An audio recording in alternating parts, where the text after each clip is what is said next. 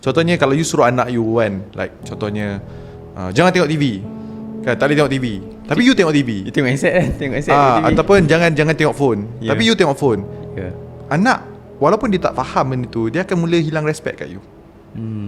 Itu pun saya memang jaga. So saya cakap kat anak-anak, okay, no phone.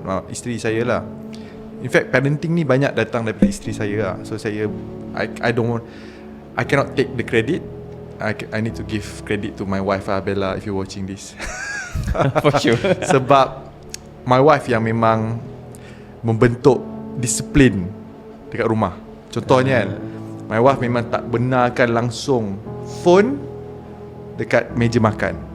Ataupun kalau makan kat luar, even dengan saya pun, no phone on the table, because it's rude. Kena simpan. Kalau makan dengan siapa pun.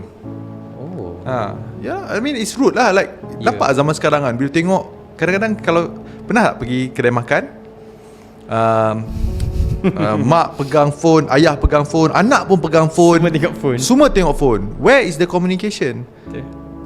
Family saya tak ada phone. Gaduh lah, pusing lah meja makan, borak lah, main game lah, main tic-tac-toe lah. So ada je aktiviti, ada je bercakap. So itu like sama juga makan malam, dinner, kita orang akan memang, kalau semua orang dekat rumah, memang akan makan malam sama-sama.